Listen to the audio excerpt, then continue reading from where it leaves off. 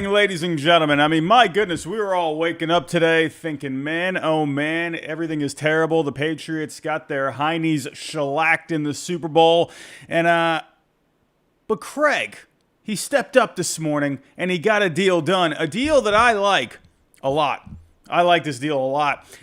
For a multitude of reasons, the Red Sox landing Caleb Durbin for the Milwaukee Brewers. Caleb Durbin, very solid player last year. Also, former Yankee. Got to throw that out there, too. We all love acquiring the former Yankees because they tend to do very well for us. You take a look at Carlos Narvaez, Garrett Whitlock, and now we got Caleb Durbin. Caleb Durbin, third in Rookie of the Year voting last year for the Milwaukee Brewers. Very solid player. A guy that he wasn't really being given a chance in New York. And, they shipped him off in a trade last offseason. That was in the Devin Williams trade, if my potato brain remembers correctly. And he did great with the Brewers last year. A guy that makes a ton of contact. He's going to be a scrappy player out there. A bit undersized at 5'7", but that's a guy that I think could be a fan favorite in Boston. I am happy about this move. Now, is it the flashy, big power bat that we were all expecting coming into the offseason? No. As the offseason went on, you acquire Wilson Contreras compared to, Pete Alonso, right? They're thinking, okay, all right, we can do Wilson Contreras. That's okay.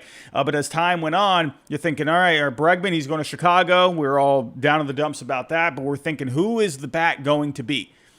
And we've been hearing a whole lot of names, right? Isaac Paredes, Nico Horner, Matt Shaw. Ended up being the Red Sox and the Astros just weren't able to line up on a trade. We had reports from Alex Spear this morning. Funny enough, all of this happening, and we got reports from Spear, 7 a.m. today, saying, the Astros, they more so were looking for guys like Peyton Toley, Connolly Early, guys that were a lot cheaper compared to someone like Jarren Duran, right? Jarren Duran making around $7 million. Peyton Toley, Connolly Early, going into their rookie years. So a lot cheaper. That's what the Astros are looking for, but the Red Sox saying, no, we want to hang on to those guys, right? They were willing to include one of those guys for someone like Ketel Marte. Ketel Marte, one of the top players in the game. Well, yeah, you're going to have to give up a Peyton Toley, Connolly Early for one of those guys, but you couldn't line up on a trade for him. And then, we've been getting reports about not just Isaac Paredes, but Matt Shaw and Nico Horner with the Chicago Cubs. In the end, Matt Shaw, he's very expensive. Up and down year last year, but showed a lot of potential in the second half. You would have had to give up a lot for him because that's a high upside player with 5 more years of control. So that was going to cost a lot. The Red Sox, we had a report from Alex Spear saying, okay, well, we can do Duran, right? Maybe Duran, a couple other pieces. But for Chicago, you're thinking, why would they want Jarren Duran, right? I mean, sure, you can make that work, put Duran in the outfield, Sai Suzuki slides into DH, but what happens to Moises Ballesteros at that point? A guy who hit really, really well last year for Chicago. So, in a Nico Horner, you don't trade Nico Horner. If you're the Chicago Cubs, you don't trade one of your best players. I don't care if you're 1 year away from free agency. That's a tough pill to swallow, right? Yeah, you'd be maybe getting a guy with multiple years of control, but Nico Horner is Nico Horner. So getting back here, the Red Sox, listen, people, they have their opinions about Craig. I know that guy has been on the phone. He has been calling everyone, trying to get something done. And in the end, you can't force a team to make a trade, right? And if it's going to make your if it's going to take away someone like Peyton Toley, Connolly Early from the organization, and it's not worth it, then, I understand being aggressive, but I also understand not being silly at the same time. So this is where you look at a happy medium like Caleb Durbin. Not the sexiest name, but a guy that I think could produce a lot for the Red Sox. And we'll go over the numbers here in just a second. There's going to be multiple aspects to take a look at. So let's get to it here. So we got over 300 people in the chat here. Thank you for joining me this morning. It is 10 a.m. on the East Coast here. My goodness. I got my coffee ready to go. We are ready to go, everybody. If you can, hit the like button. Subscribe if you are new. we are trying to get to 7K by opening day. So this is a multiplayer trade. This isn't just one for one. Let's pull this up here over on Baseball Trade Values. Take in a look-see. Alrighty, so here is the trade. And from Baseball Trade Values point of view, from a numbers point of view, this is... Let me actually pull this up right here. This is a big win for the Red Sox from a numbers point of view. If you're looking at years of control, salaries involved, projections and whatnot, as of right now, this is a win for the Red Sox. $27.7 million of trade surplus value going back to the Red Sox. Caleb Durbin obviously leading the way. The Red Sox also acquire Andrew Monasterio, Anthony Siegler, a couple of middle infielders. I mean, holy cow, the Red Sox, they got middle infield depth for days. And a compensation pick. I do like this. I actually like that a lot. I mean, you go back, you're thinking about Roman Anthony, right? Roman Anthony, a compensation pick, and the Eduardo Rodriguez signing when he went to the Tigers. Back to the Brewers. We get Kyle Harrison, a guy that I've been speculating all offseason. I mean, hey, I know you've all been following along with me this offseason. How many times have I brought up Kyle Harrison as a possible trade candidate? A guy that has good upside, but where the Red Sox are at as an organization when it comes to the pitching side of things, he's lower on the totem pole. So a guy that I think, is a nice trade piece. A guy that I think is a great fit for the Milwaukee Brewers. Look who they got last offseason from the Red Sox. Go take a look at Quinn Priester. The Brewers have done a great job at developing pitching. I really like Kyle Harrison for the Brewers. David Hamilton. I think Red Sox fans across the land might be celebrating at this one aspect of the trade itself. David Hamilton going to the Brewers. I mean, listen, no offense to David Hamilton, but, a couple of years ago, he looked really good at one point. But then last year, I don't know what happened. He kind of just fell off a cliff. I always go back to that bunt in San Diego, and I'm thinking, what the heck just happened? A guy that brought you a lot of speed. He brought you some pretty good defense over at second base, but there was just a lot of negatives when it came to David Hamilton last year. But for Milwaukee, again, he feels like such a Brewer kind of a player where they could tap into something a bit more there. He gives you that good athleticism. I know Milwaukee's going to like that. David Hamilton, let's see if Milwaukee can do something with him. But I know Red Sox fans, they are celebrating in the streets over David Hamilton going to Milwaukee. Hey, I hope that's a guy that I think has some upside. Let's see if he can do something in Milwaukee. And the last piece go to Milwaukee is Shane Drohan. Again, a guy also lower on the totem pole, way more so than Kyle Harrison, right? A guy that showed some good things last year. But again, Shane Drohan, a guy that, good changeup, a guy that's got some decent stuff, decent breaking stuff. Let's see if Milwaukee can tap into something a little bit more there.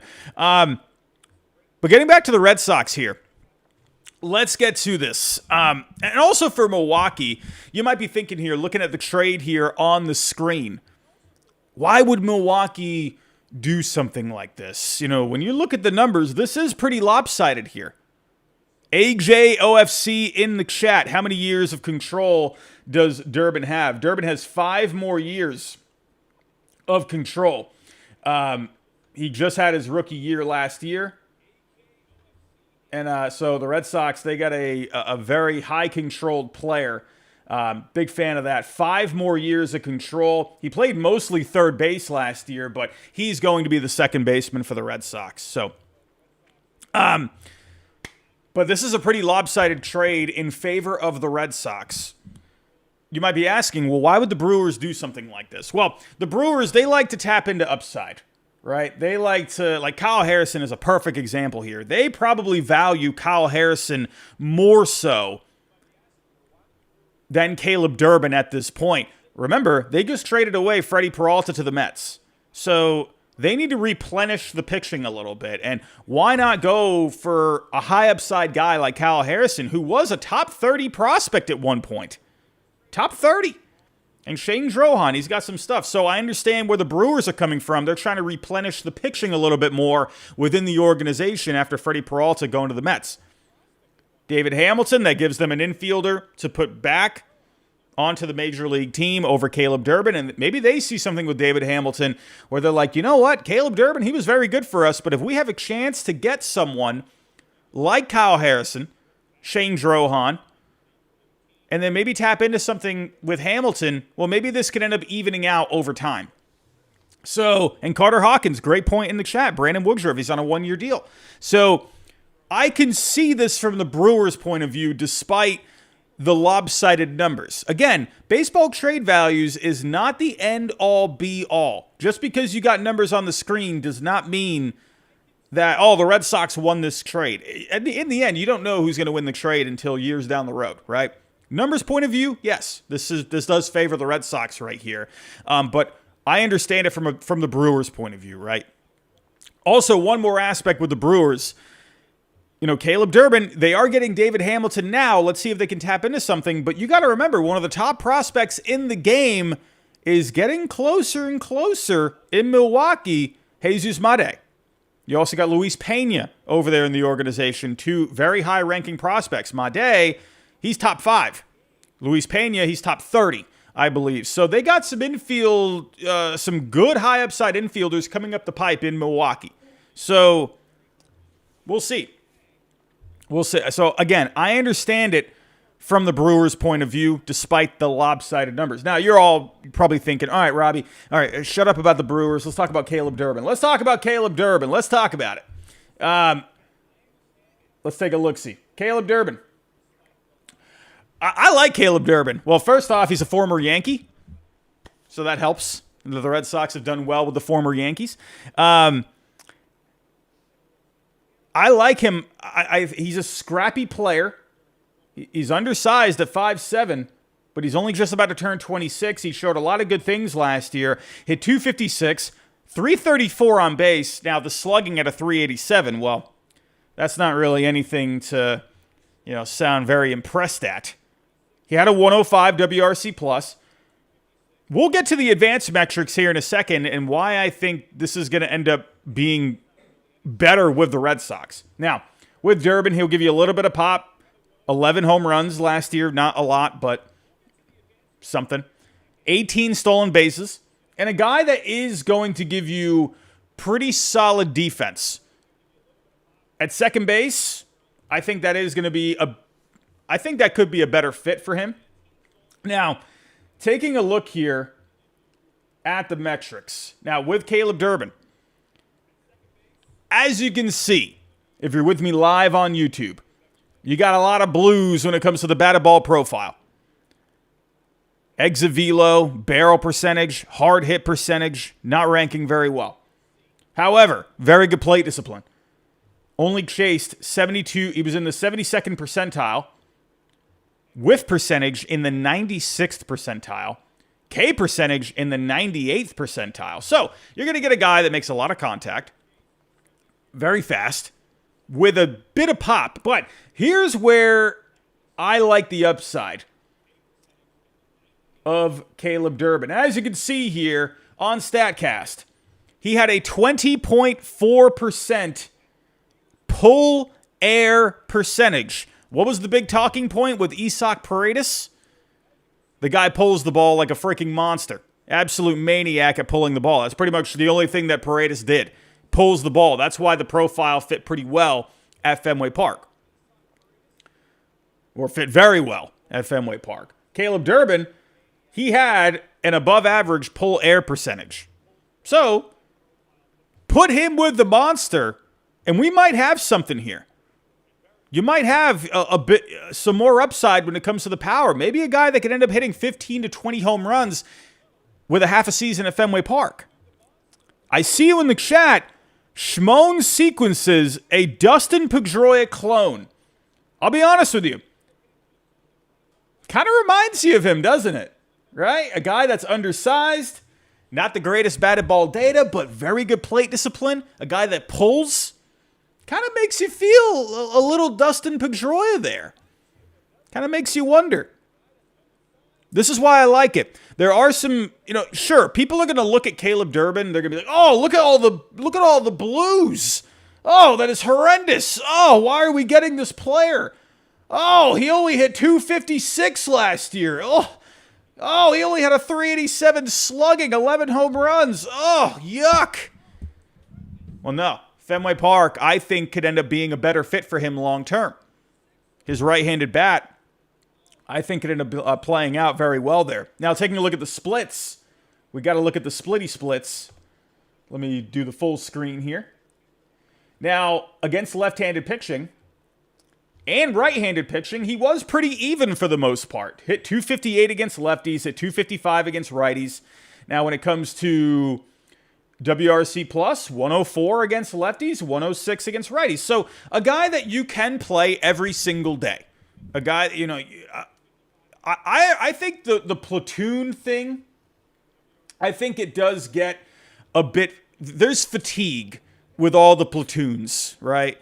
You just want to have an everyday player, right? You just want to put a guy in there, not having David Hamilton. Listen, we love Romy, but you want a guy that you put in the lineup every single day, and you don't got to worry about matchups.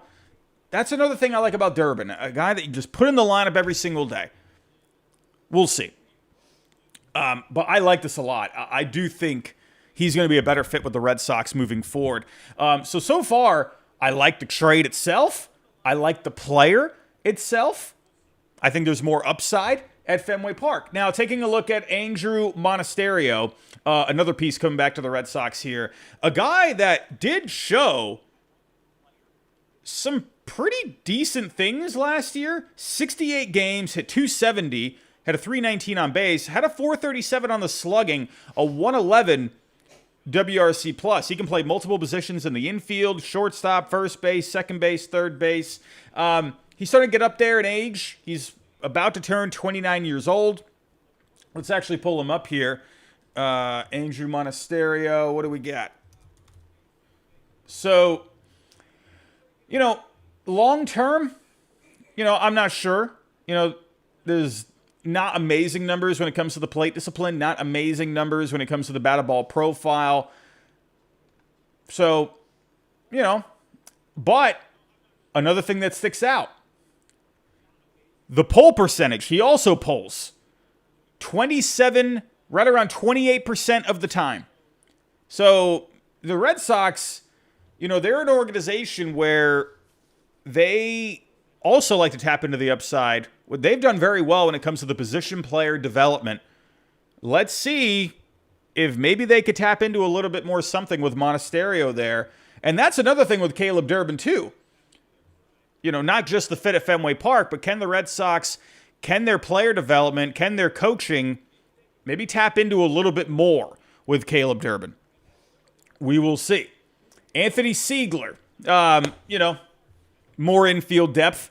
Really, at this point, didn't really show too much of the numbers last year. A guy that is a good defensive player. Let's see if he can contribute at some point. But overall, the players, I'm good with the players coming back. And also getting a draft pick in the process. I think that's a really underrated factor on this trade. You're getting a compensation or a competitive balance pick. Listen, hey, for the Red Sox to be able to get a scrappy player like Caleb Durbin, who does give you some Dustin Pedroia vibes, not fair to compare someone to Dustin Pedroia, just saying there are those vibes, not making a full comparison. But to get an everyday player with a ton of control, while also getting a compensation pick or a competitive balance pick in the process, for guys that were lower on the totem pole for you, you're getting a player with a ton of control. You're getting a draft pick. You're getting depth. For guys that really weren't going to contribute all that much within the organization. I don't know how else to put it. I really don't. I think it's a really solid move. The only holdup I could see is people thinking, we couldn't get Paredes. That guy could have hit 30 home runs. 30, 35. Nico Horner, that guy's an amazing bat. Why didn't we get him? That's where I could see people reacting negatively. to this because Durbin is not the flashy name. It's not the sexy name. But he's a very good player, and he showed really good things last year. I like this trade a lot, and what I like about it as well is no one saw this one coming. It's another trade that none of us saw coming. Like, this was a player that I didn't think the Brewers would have any interest in trading. I never once saw him as a trade candidate. Never. Ever, ever. Seth wind up in the chat. Careful with the PD chatter. Again, I am not comparing him to Dustin Pedroia. That's not what I'm doing. But he does give you similar profiles. Not fully, but he shows some things, right? Not making that comparison. Now, another negative I could see here is, again, getting back to the power, right? Paredes would have brought you right around 30 home runs. Durbin, I could see maybe like 15 to 20. I could see that upside. So you're thinking, all right, where's this power coming from? The Red Sox are, I could see people saying, the Red Sox they're a joke. They were talking about adding a power bat, and your guy is Caleb Durbin. All right, well, that's fair. The Red Sox did come into the offseason saying, yeah, we need some power, we need some thump, we need difference makers. Those power bats make a difference in the postseason. Well, now you're going to be banking on guys to really take a step forward. My first question is, do you keep Roman Anthony in the leadoff spot? I think this is an interesting thing to pay attention to. Roman Anthony was amazing out of the leadoff spot last year, but do you move him possibly a little bit lower to get a bit more impact in the middle of the order? I think it's debatable. I personally would keep Roman Anthony in the leadoff spot. He's just so good out of the leadoff spot. I don't think you can move him there. I would keep him there. When you have something that you don't need to fix, you leave it alone. I think he would still obviously be very good in the middle of the order, but he's so good at the top of the order, he sets the tone. I do wonder if Cora ends up playing around with some lineups throughout the year. I mean, he always does, but I could see him moving Roman into the middle of the order at times. Wouldn't be surprised about that. Let's see. Again, it's easy to talk about it now, but you need to let the season play out, and you need to let things happen. Who knows? Maybe the middle of the order, they're struggling at one point during the year, and then you move Roman there. You do have Jarren Duran, who obviously has a lot of experience leading off. But Duran, he looked great in the 3 spot last year. So that's where I think you probably go into opening day, leading off Roman. Duran bats third. Trevor Story bats second. You got Wilson Contreras batting fourth. You're batting fifth. That feels right here. I like the way the lineup looks right here for now. But as always, adjustments could be made. I think this is the best lineup for right now, though. But you are going to be counting on, hopefully, Wilyer being a bit more consistent this year. Hopefully, he can take a step forward against left-handed pitching and give you around 30 home runs. I think that is the best possible option when it comes to looking for power. I think you can get 20 to 25. Maybe even, who knows, maybe Wilson Contreras, could he set a career high in home runs with half a season at Fenway Park? I don't know. I think around 20 to 25, that's a safe bet. You can count on that. Duran, if he bats third for most of the year, let's see how he does full-time, mostly full-time in that spot. Obviously, Roman, getting back to him, I know leading off, but hey, maybe get a little bit more power out of him. Marcelo Meyer, he can give you some good pop there, batting towards the bottom of the order. You're looking for guys within the organization to give you that power. And another thing I'm going to be thinking about here is Christian Campbell. Now, Christian Campbell, his path forward, because you're thinking, all right, well, before we landed Caleb Durbin, you're thinking, all right, well, okay, he's getting reps at second base. Maybe he could still get an opportunity at second base. All right. But Now it looks like the most likely path for Christian Campbell is if someone goes down with an injury, whether that's in the infield or the outfield. Campbell, I think, is going to be starting the year at AAA. I don't think they're going to try and rush him. I don't think they're going to force anything. Let him get into a groove. Let him keep working on those adjustments he made in the offseason and take it into 2026. And then when an opportunity comes up, well, then you can go from there, right?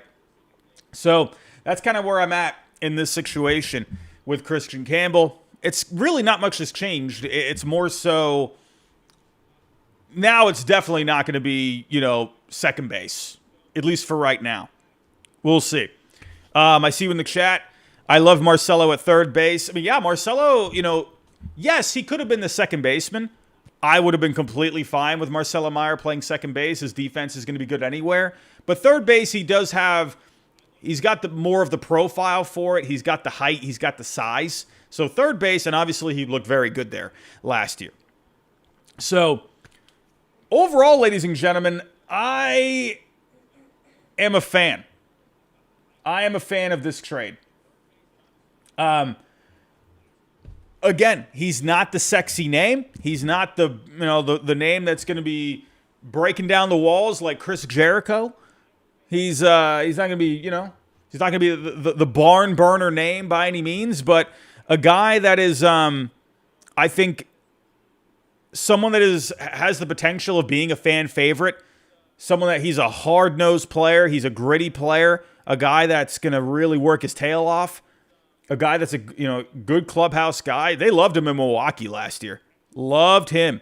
Anthony, do you think they asked about Bryce Terang? I wouldn't be surprised if they did. I'd imagine the Brewers probably farted in the phone. Bryce Terang is very good. Peter, all offseason, Breslow did deals not talked about. Telling you, Craig works in the shadows, man. When you get these reports out there, that's something that I've come to notice about Craig. He keeps things really under wraps. Really under wraps. It's funny, the more things that get out, the more you start to wonder if those names are actually going to happen. We heard about Paredes so much over the last couple of weeks. Matt Shaw, Nico Horner. But then he pulls off a trade for a guy that you heard nothing about. I don't think anyone even thought he was even a trade candidate. He finished third in Rookie of the Year voting last year. So it's so interesting. They have a very tight circle. So I don't know. DFS coach Doug, Durbin can't hit velo over 95. I don't know. He showed pretty good things last year. So I don't know. Let's see on that. But yeah, that's another thing. I don't know. DFS coach Doug. If you're looking at, I was thinking, where did I see something? But if you take a look at his squared up percentage last year, despite having pretty low bat speed, he still squared up very well. So I don't know. I might have to push back on that. I don't know. We will see. But getting back to the Red Sox player development, when it comes to the hitting, they've done a very good job there. So let's see if maybe they could tap into a little bit more something. But overall, ladies and gentlemen, I do like this trade. I know I tend to say I like a lot of moves, but I do. I like the moves. I like Caleb Durbin, the player. I think there's a lot of good things. And in the end, you gave up guys that you really, I don't know. I didn't see Kyle Harrison really working into the mix all that much because, you already have so many guys ahead of him. I was even starting to wonder, could he be a left-hander out of the bullpen? But, it's, that's not how you want to use Kyle Harrison, right? You'd much rather, he's going to give you, in this situation, he was going to give you more value as a trade candidate compared to being a depth starter or a lefty out of the bullpen. You don't want to use him as a lefty out of the bullpen. So I like the way they utilized Kyle Harrison here. And then Drohan, fine. David Hamilton, there's probably a parade starting in Boston right now as we speak. I'm just saying. Overall, I like it. And that's another good point. In the chat, I don't like dealing with Milwaukee. They fleece everyone. Well, we take a look just last year with the Red Sox, right? Quinn Priester, they turned him into like Nolan Ryan over there. So let's see. Let's see how it goes. But overall, I think it's a better fit for the Red Sox, and we get a former Yankee. I'll circle back on that fact. We do well with the former Yankees. But everybody, I think that is all we got for today's breaking news episode. Caleb Durbin coming to the Red Sox, multiplayer trade. You get a compensation pick, competitive balance pick. I always go, is it compensation, competitive balance? My potato brain can't remember. But listen, I think they did great here. You gave up players that you weren't going to be utilizing, and you get an everyday player in Caleb Durbin that you could possibly see being a better fit at Fenway Park. We'll see. We will see. I'm happy about it. But you know what I'm most happy about? Is we can finally move on. I am ready for the offseason to be over. We got spring training coming up this week. I want to start getting into the lineups. I want to start getting into the pitching staff. I want to start previewing the actual team. I don't want to talk about the offseason anymore. I'm glad this is done. I'm glad we can just move on. And Jared in the chat, nice. We found Romy's backup. That is not going to be the case, my friend Jared. He is not going to be Romy's backup. So, but overall, I like it. I'm glad we can move on. I'm glad we can just go about our day, right? Yes, the Patriots, a stinker in the Super Bowl, but Craig, he got a deal done. Gotta love it. Everybody, I'm out of here. If you can on the way out, please hit that like button for me. It really does help out with the algorithm, helps out with the replay views as well. If you are new, think about subscribing. We are trying to get to 7K by opening day. And if you are listening in podcast format, leave us a 5-star review. It really helps out. Everybody, I'm out of here. Go enjoy your day. I'll talk to you next time.